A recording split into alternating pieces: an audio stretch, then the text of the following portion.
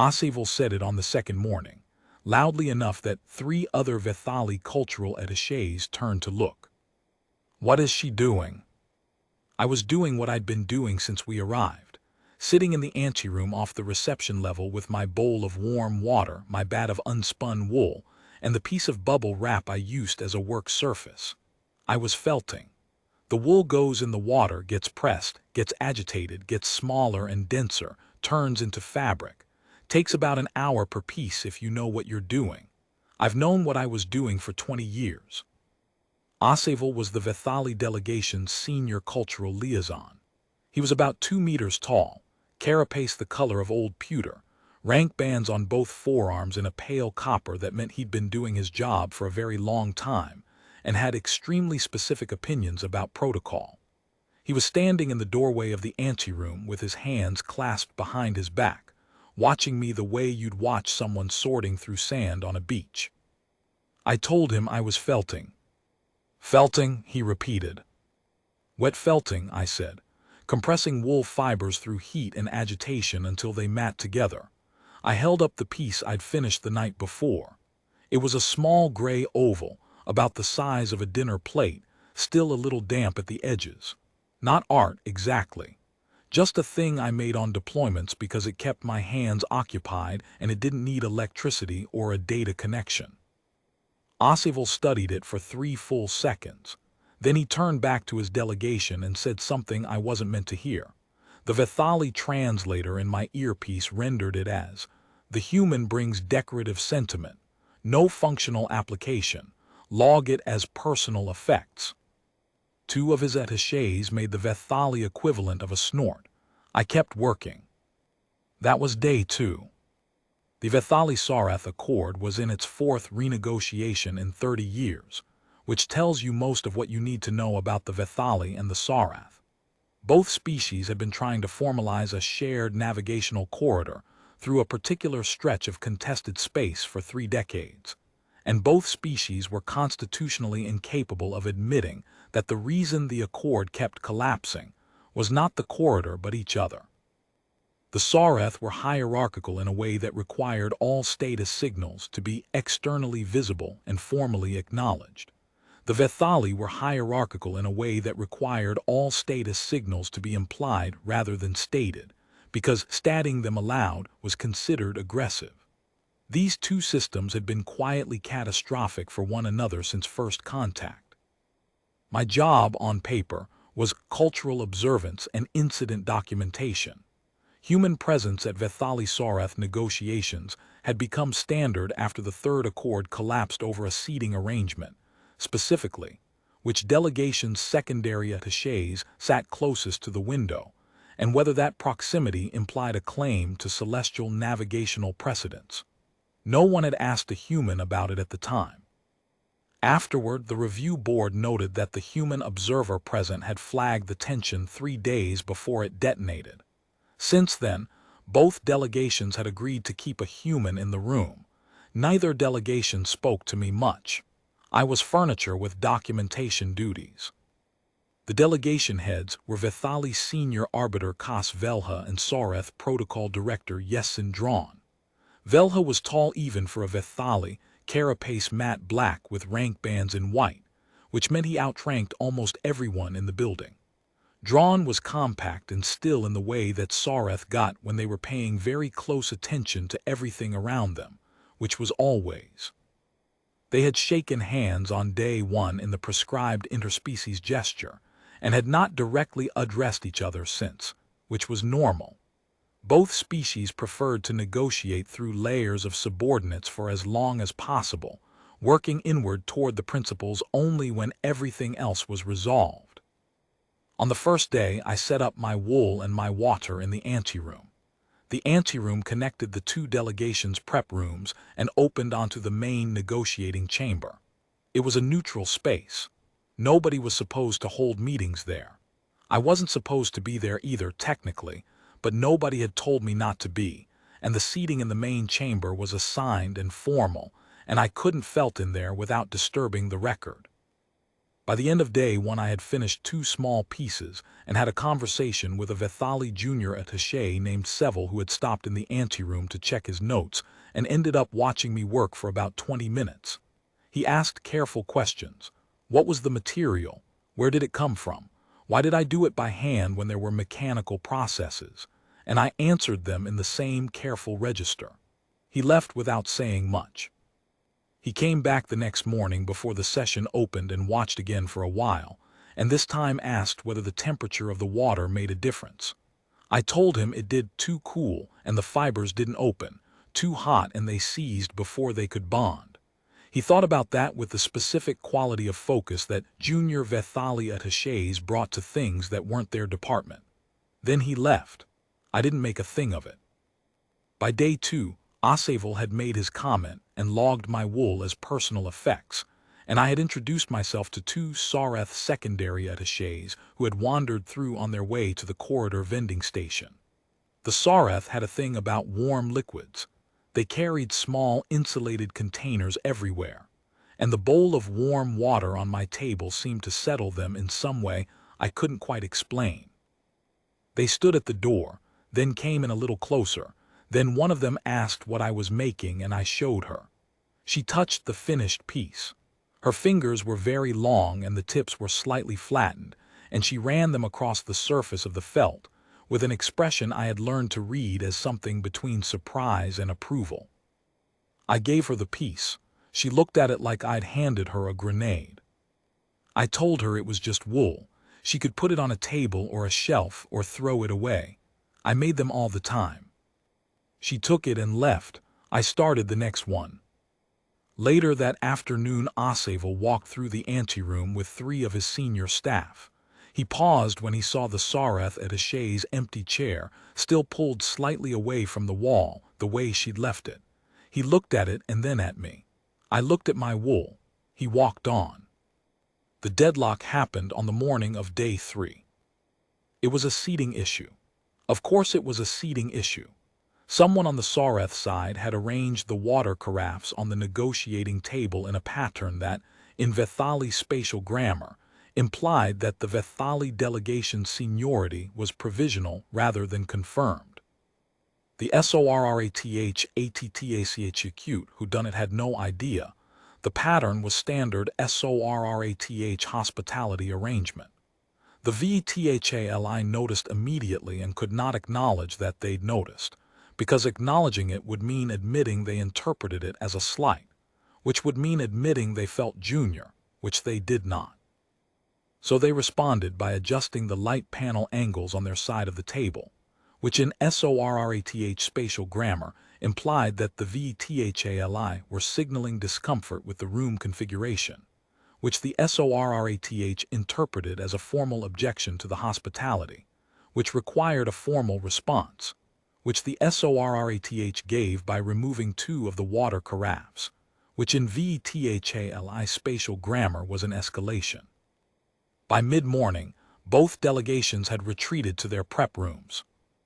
Both AI mediation systems, one VTHALI, one SORRATH, running on a joint neutral platform, were generating response protocols.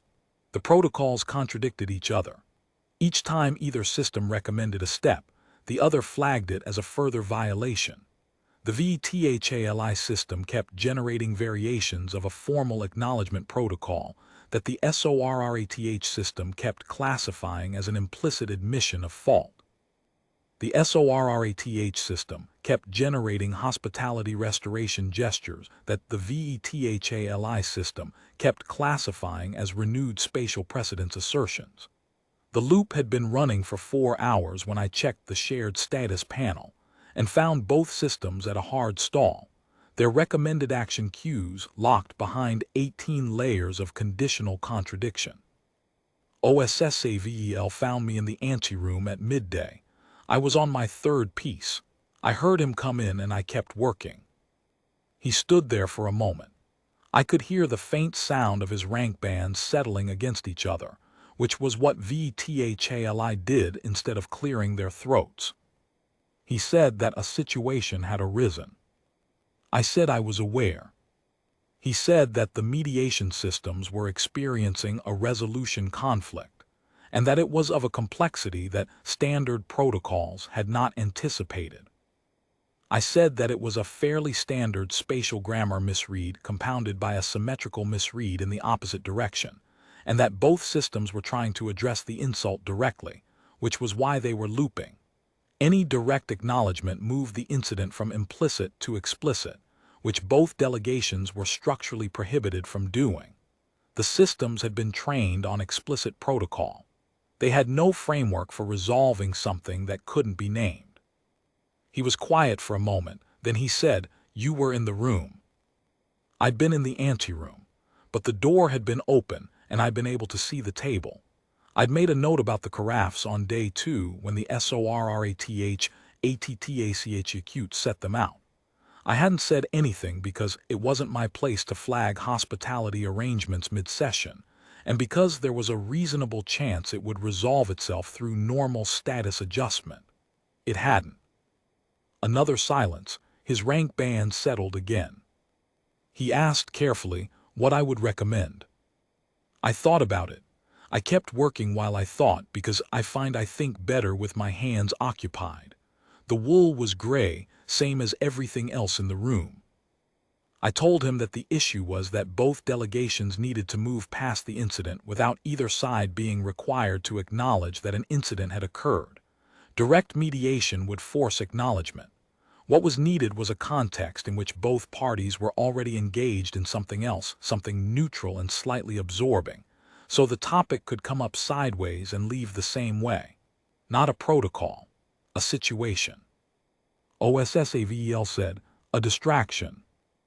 I said it was more like a setting, a place where people talked about whatever was in front of them, and then about other things gradually, without it being a negotiation, where the posture requirements were low because the context was low, where nothing said counted as a formal statement because nobody in the room was speaking formally. He said that no such framework existed in either mediation system. I told him I knew. I said I'd been running one for 3 days. The wool made a sound when I pressed it, a soft, wet compression. OSSAVEL watched my hands for a moment. He asked if I was proposing what he thought I was proposing. I said that if he thought I was proposing that we get both delegation leads into the anteroom under the pretext of watching me felt wool, then yes. The silence that followed was the longest one yet. I said both of them had been in the anteroom before. VELHA had walked through twice and stopped both times, watching my hands for a few seconds before moving on. DRAUN had sent 2 of her ATTACHEQ tests, and they'd reported back, and she'd sent them again the next day. Neither of them had come in themselves.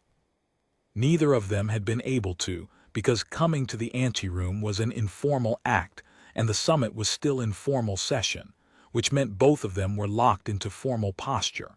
But the summit was not in formal session right now. Both delegations had retreated to their prep rooms. The formal session had been suspended. There was no official context in which the formal posture was required. OSSAVEL said, "You have been watching them." I said it was my job. He said nothing for a long time. Then he said, very carefully, that he would convey the suggestion. I don't know what he said to them. I didn't ask. 40 minutes later, Senior Arbiter KOSSVELHA walked into the anteroom. He was alone. He stood near the wall and looked at my table and then at me and then at the table again. I said, "Good afternoon." He said, "Good afternoon." I said I was just finishing up this piece, if he wanted to sit. He sat in the chair across from me. There was a second chair against the wall, and I'd put a small stool between us with nothing on it. VELHA looked at the stool and then arranged his hands in his lap. His carapace was very still. I told him about the wool, where it came from, how long it had been a human practice, the fact that before any mechanical process existed, every textile on Earth had been made this way, compressed, pressed, worked by hand over hours. The knowledge passed person to person, generation to generation, not through any formal record but through sitting together and watching. He listened without interrupting, which was the VETHALI way of saying they were paying full attention. Protocol Director YESSINDRAUN came in about 10 minutes later. She was also alone. She stopped at the door and looked at VELHA, who looked back at her, and there was a moment that could have gone several ways. I pulled the wet piece out of the bowl and set it on the bubble wrap and pressed it flat with my palm. The sound it made in the quiet room was very ordinary, a soft, wet slap against the work surface. I asked DRAUN if she wanted to try it. She came into the room. She sat in the other chair. I put a small piece of loose bat in front of her and showed her how to press, palms flat, even pressure, let the water do the work at the edges. Her flattened fingertips were actually well suited to it, more surface area than mine. I told her so. She looked at her hands and then at the wool and applied a careful, even pressure that was better than most people managed on their first try. We talked about the wool, about why sheep grew it and what it did for them, and how humans had figured out that it could be compressed into something useful. It was easy conversation, the kind that didn't require anyone to position themselves relative to anyone else, because there was nothing at stake. Just a question and an answer and then another question. Then Velha said something about navigational corridor maintenance responsibilities that was half observation and half genuine curiosity, and Drawn answered it in the same register, informational, not declarative, and the conversation moved in a slow, even way that had nothing to do with mediation protocols or spatial grammar or the precise angle of water carafes on a table. Drawn's piece of felt was coming together well. I told her she had good hands for it. An hour after they'd arrived, both delegation leads had agreed, in terms that weren't binding but were clearly directional, on the maintenance responsibility principle that had been the unspoken sticking point in this renegotiation for 6 years. Nobody had named the carafe incident. Nobody would. They left within a few minutes of each other. The room was quiet. The bowl of water had gone cool. Asival came in when they were gone. He looked at my table, 2 wet felt pieces drying on the bubble wrap, the half-finished third piece, the bowl of cooling water, my wool supply, a little depleted. He stood there for a moment with his rank bands entirely still. Then he said, "The Cultural Liaison Office of the Vethali delegation wishes to formally acknowledge your contribution to the proceedings." I said that was very kind. He said, "We will log it under Cultural Facilitation, Category 7, Indirect Support." I said that sounded right. He said, "The felting, you brought it specifically for this." I thought about that. I told him I'd been felting on deployments for 20 years. I brought it because it kept my hands busy and it was quiet and it didn't need a power source. I'd packed it the same way I always packed it, between my spare uniform and my documentation kit, without particular planning. He looked at me for a long time. His rank bands made no sound at all. Then he said, "I see." He left. The summit concluded 4 days later with a signed framework accord, the first substantive one in 12 years. The seating issue was never officially raised. The carafe arrangement was never officially mentioned. Both AI mediation systems logged the resolution as a successful application of indirect protocol facilitation, Category 7, and recorded the specific method as undefined, pending further classification. I packed up my wool on the last afternoon. I had 6 finished pieces. I left 2 of them on the anteroom table, one for Seville, who had come back every morning and watched, and had started asking better questions by day 4. One for Drawn's attaché, who had touched the first piece with her flattened fingertips and looked at it like a grenade, and who had come back 3 more times and never quite managed to ask for another one. On the way to the transit gate, Asival fell into step beside me for about 30 seconds. He said nothing. He looked straight ahead. When I reached the gate, he peeled off without a word. I got on the shuttle. I took out my wool. I started the next one.